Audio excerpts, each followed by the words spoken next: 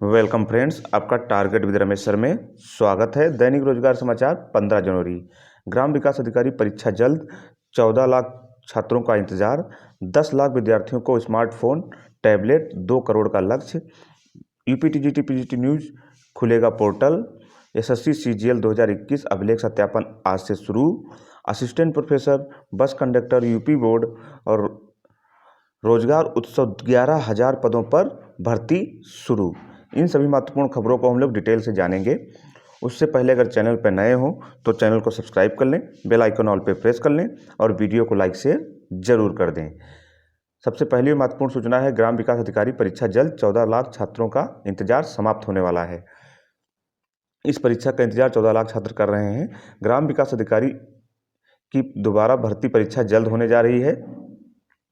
धांधली के चलते निरस्त कर दी गई थी दिसंबर 2018 की में हुई परीक्षा। ग्राम विकास अधिकारी के 1953 पदों पर जल्द भर्ती परीक्षा होगी। अधीनस्थ सेवा चयन आयोग ने 5 साल बाद भर्ती परीक्षा दोबारा कराने की कवायद शुरू कर दी है। इससे 14 लाख अभ्यर्थियों की परीक्षा का इंतजार समाप्त होगा। दरअसल आयोग ने 2018 में ग्राम पंचायत अधिकारी के 1557 और ग्राम विकास अधिकारी के 362 और पर्यवेक्षक के 64 पदों सहित कुल 1953 पदों पर भर्ती के लिए विज्ञापन जारी किया था। दिसंबर 2018 में परीक्षा हुई और अगस्त 2019 में परिणाम भी जारी कर दिया गया। लेकिन धांधली की शिकायत पर सरकार ने 20 मार्च 2020 को जांच के लिए एसआईटी गठित की गई और एसआईटी की जांच में धांधली की पुष्टि के बाद सरकार ने परीक्षा निरस्त कर दी। 2 वर्षों कोरोना में बीतने के से परीक्षा नहीं हो पाई, लेकिन अब आयोग ने फिर से परीक्षा कराने की कवायद शुरू कर दी है। इसमें 14 लाख परीक्षा अभ्यर्थियों को है इस परीक्षा का इंतजार। नहीं देना होगा दोबारा परीक्षा शुल्क, ऐसा यूपी ट्रिपल एससी के सचिव कह रहे हैं। यूपी ट्रिपल एससी के मुताबिक 14 लाख अभ्यर्थियों के दोबारा परीक्षा कराने में करीब 10 करोड़ से अधिक का खर्च आएगा, लेकिन अभ्यर्थियों को दोबारा परीक्षा शुल्क नहीं ले सकते, इसलिए सरकार से बजट की मांग की जाएगी। आयोग जल्द ही परीक्षा कराने की तैयारी कर रहा है ताकि विभागों में रिक्त पड़े पदों को भरा जा सके। ग्राम विकास अधिकारी भर्ती परीक्षा कराने के लिए शासन से बातचीत चल रही है। आयोग का प्रयास है कि अभ्यर्थियों को जल्द चयन का मौका मिले, ये यूपी ट्रिपल एससी के सचिव कह रहे हैं अवनीश कुमार सक्सेना। अगली महत्वपूर्ण सूचना है वो है इस साल 10 लाख से 10 लाख स्मार्टफोन विद्यार्थियों को मिलेंगे और 2 करोड़ का लक्ष्य है। इस साल 10 लाख विद्यार्थियों को ही मिल पाएंगे टैबलेट स्मार्टफोन। 5 साल में 2 करोड़ विद्यार्थियों को टैबलेट स्मार्टफोन देने का लक्ष्य है। विद्यार्थियों को टैबलेट स्मार्टफोन वितरण योजना के तहत इस साल 10 लाख विद्यार्थियों को टैबलेट और स्मार्टफोन दिए जाएंगे। योजना के लिए आईटी और इलेक्ट्रॉनिक विभाग को 11,000 करोड़ का बजट मिला है। दरअसल सत्ताधारी भाजपा ने विधानसभा चुनाव 2022 के लोक कल्याण संकल्प में 5 साल में 2 करोड़ विद्यार्थियों को टैबलेट और स्मार्टफोन वितरित करने का वादा किया था। सरकार ने हर साल 40 लाख विद्यार्थियों को टैबलेट स्मार्टफोन वितरित कर 5 साल में 2 करोड़ का लक्ष्य रखा है, लेकिन बजट की कमी बाधा बन रही है क्योंकि एक टैबलेट और स्मार्टफोन की अनुमानित कीमत 10 से 11,000 रुपये है। ऐसे में बजट से करीब 10 लाख विद्यार्थियों को ही टैबलेट स्मार्टफोन दिए जा सकेंगे। अंतिम वर्ष के छात्रों को प्राथमिकता दी जा रही है। आईटीओ में इलेक्ट्रॉनिक विभाग के एक अधिकारी के मुताबिक योजना में स्नातक और स्नातकोत्तर अंतिम वर्ष वित्त, चिकित्सा, स्वास्थ्य एवं व्यावसायिक पाठ्यक्रमों सहित योजना में शामिल अन्य पाठ्यक्रमों के अंतिम वर्ष के विद्यार्थियों को प्राथमिकता दी जाएगी। नोडल संस्था यूपी डेस्को की ओर से इसे टेंडर और कैबिनेट स्वीकृत की तैयारी चल रही है। अधिकारियों ने बताया कि वर्तमान वित्तीय वर्ष में 2.5 माह ही बचे हैं। इतने कम समय में 40 लाख वितरण का लक्ष्य पूरा करना संभव नहीं है। ऐसे में शेष 30 लाख विद्यार्थियों को अगले वित्तीय वर्ष में शामिल किया जाएगा। टैबलेट और स्मार्टफोन वितरण की कार्रवाई तेजी चल रही है। 11,000 करोड़ का बजट मिला है। इससे करीब 10 लाख विद्यार्थियों को टैबलेट और स्मार्टफोन दिए जाएंगे। ये यूपी डेस्को के जो एमडी हैं विनीत कुमार वो बोल रहे हैं। अगली महत्वपूर्ण सूचना है वो है यूपी टीजीटी पीजीटी को लेकर के है। यूपी टीजीटी पीजीटी का अनवरत अनशन जारी है। दबाव भी बन रहा है आयोग पे, सरकार पे, और अब पोर्टल खुलने की पूरी उम्मीद दिख रही है। लगातार संघर्ष जारी है।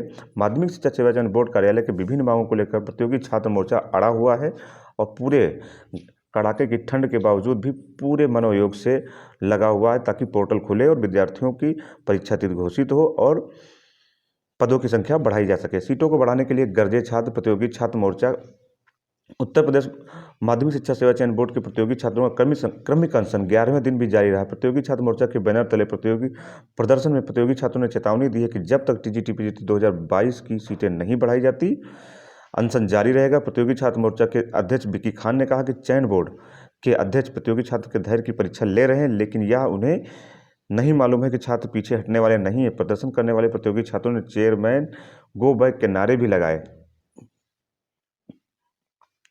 छुट्टी के बावजूद भी शनिवार को प्रतियोगियों का अनशन जारी रहा। इस दौरान मधु वर्मा, सुमन चौधरी, रमेश कुमार आदि मौजूद रहे। इन प्रतियोगियों के संघर्ष से ऐसा लग रहा है कि पोर्टल जरूर खुलेगा और आयोग और सरकार दबाव में जरूर आएगी। अगली महत्वपूर्ण सूचना है वो सीजीएल को लेकर के है। सीजीएल अभिलेख सत्यापन आज से शुरू हो रहा है। सीजीएल अभिलेख सत्यापन की प्रक्रिया आज से शुरू हो रही है। सीजीएल परीक्षा 2021 में 7,633 पदों पर सत्यापन प्रक्रिया आज से शुरू कर दी है एसएससी ने। एसएससी आज से शुरू करेगा अभिलेख सत्यापन। 61,012 अभ्यर्थी इसमें सफल हुए हैं। कर्मचारी चयन आयोग की कंबाइंड ग्रेजुएट लेवल परीक्षा 2021 की भर्ती में 7,633 पदों पर भर्ती होगी। शनिवार को आयोग ने पदों की घोषणा की है। इसके तहत केंद्र सरकार के अधीन विभिन्न विभागों और मंत्रालयों में अलग अलग पदों की भर्ती होगी। कर्मचारी चयन आयोग ने सीजीएल 2021 भर्ती परीक्षा के समय और पदों की घोषणा नहीं की थी। इसके लिए विभिन्न चरणों की परीक्षा हो चुकी। 15 जनवरी यानी आज से अभिलेख सत्यापन शुरू हो रहा है। यह प्रक्रिया 31 जनवरी तक चलेगी। मध्य क्षेत्र यानी यूपी बिहार में अभिलेख सत्यापन के लिए 61,012 छात्र सफल घोषित बुलाए गए हैं। अभिलेख सत्यापन के अंतिम परिणाम जारी होगा। शनिवार को आयोग में वेबसाइट में पदों की घोषणा कर दी गई है। 7,633 पदों पर भर्ती होगी।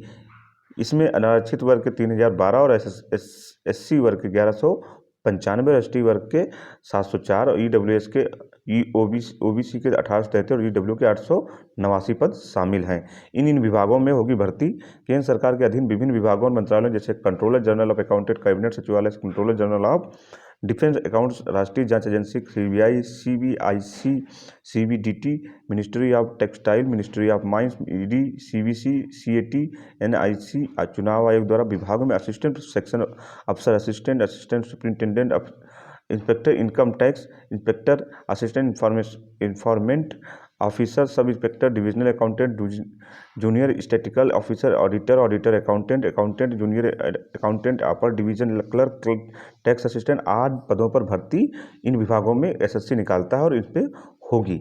अगली महत्वपूर्ण सूचना है वो है असिस्टेंट प्रोफेसर के चयनितों को नियुक्ति के लिए करना होगा इंतजार। पुलिस वेरिफिकेशन और मेडिकल होने के बाद ही आवंटित किए जाएंगे कॉलेज।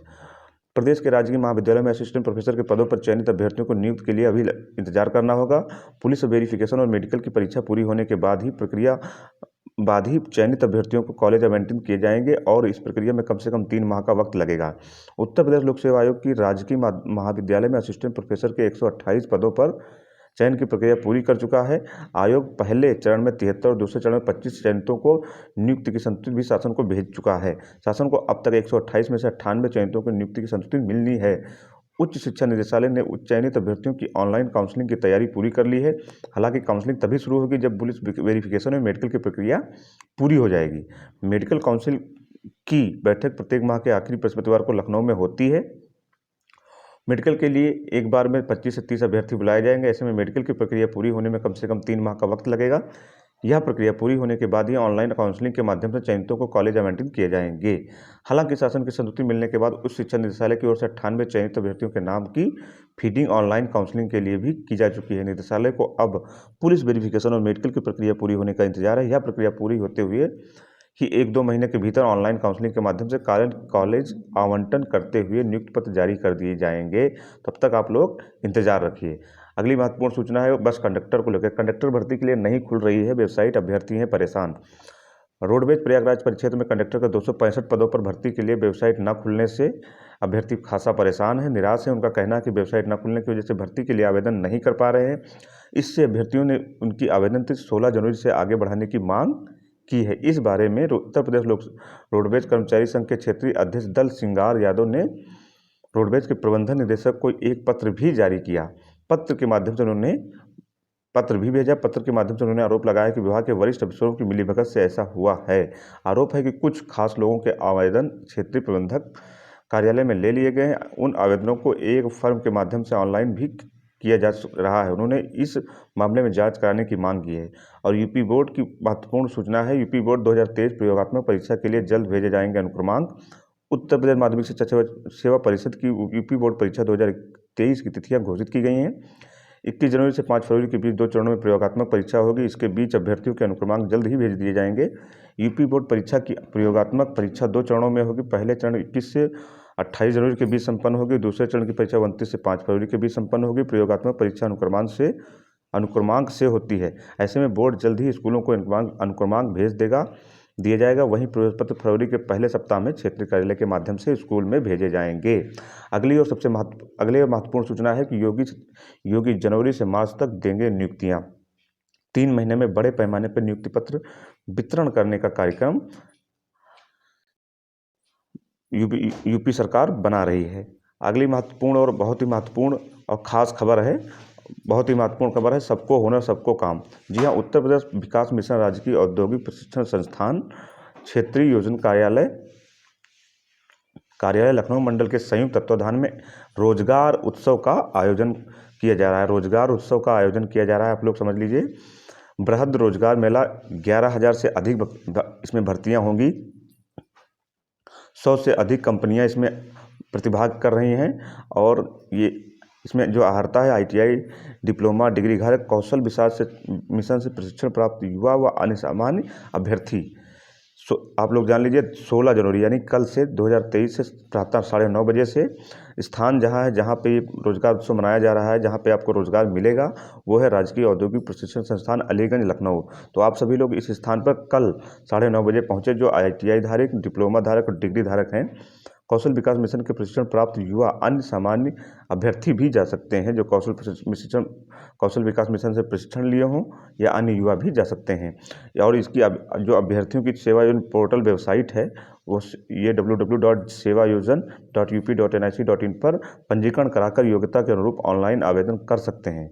व्यावसायिक शिक्षा एवं कौशल विकास विभाग द्वारा इस प्रकार के रोजगार उत्सव का आयोजन कराया जाता है। तो आप लोगों के लिए बहुत सुनहरा अवसर है, क्योंकि इसमें 11,000 से भी ज़्यादा अधिक पद पे भर्ती होने वाली है। 100 से ज़्यादा अधिक कंपनियां आएंगी। तो आप लोगों को एक अच्छा अवसर है, आप लोग इसमें प्रतिभाग कर सकते हैं। जिनको रोजगार नहीं, उनको रोजगार का अवसर उपलब्ध हो जाएगा। ये रही कुछ महत्वपूर्ण खबरें जो विभिन्न रोजगार समाचार पत्रों पर छाई हुई हैं और विद्यार्थियों के लिए महत्वपूर्ण है। चैनल पर नए हो तो एक बार फिर से मैं आकर करूँगा, चैनल को जरूर सब्सक्राइब कर लें, बेल आइकन ऑल पे प्रेस कर लें और वीडियो को लाइक शेयर जरूर कर दें। ऐसी ऑथेंटिक खबरों पाने के लिए इस चैनल से जरूर जुड़ें। पूरा वीडियो देखने के लिए धन्यवाद।